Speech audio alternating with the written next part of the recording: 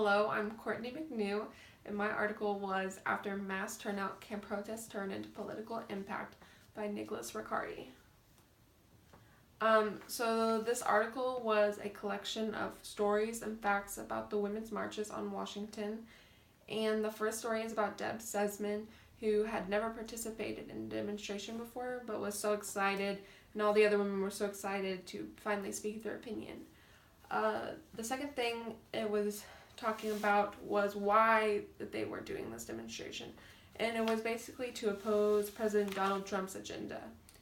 The third story that they told was about Sadia Garcia and how she was a Black Lives Matter activist in New York, and how she wanted women to stay involved in fighting Trump. The third thing is a quote, "Political protests can have effect, but there's nothing guaranteed." And the last page, it basically talked about how the only way that they can have an effect is if you stay involved and keep fighting. So the main points were taking action and making a change.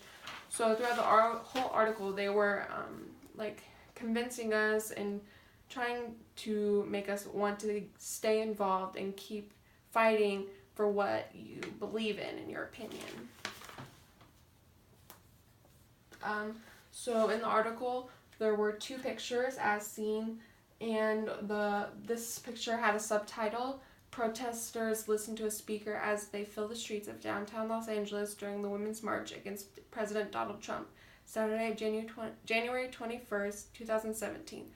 The march was held in conjunction with similar events taking place in Washington and around the nation following the inauguration of President Donald Trump." So those were the text features. Text structure. So the main text structure was a description, and it basically described the marches and the people coming together before the marches and why you should be doing it. Cause and effect. So one of the small cause and effects were since Republicans increased their hold on the Senate, Donald Trump won the presidency. A compare and contrast was, they said it's like dealing with a schoolyard bully, referring to Trump. So that was one. And another compare and contrast is they compared it to the Tea Party protest in 2009. So they were talking about how the people that were involved in the Tea Party protest were so involved and kept working and fighting towards what they believed in.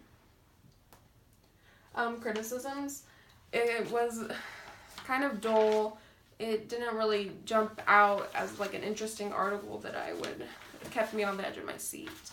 It needed more detail. It was kind of just plain, like there wasn't a lot of interesting things to read about in the article. I mean, there was some, but there could have been more.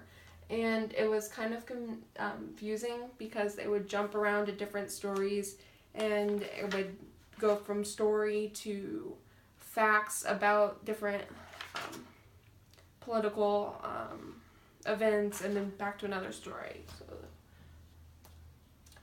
validity. They had a lot of supporting facts about the numbers of the people that came and the Tea Party, and just a lot of evidence. But the whole thing was about how protests can turn into political impact. But towards the end of the last page, the whole page was about how it's not guaranteed and how most don't do anything with the protests. And there's my citation. Bye!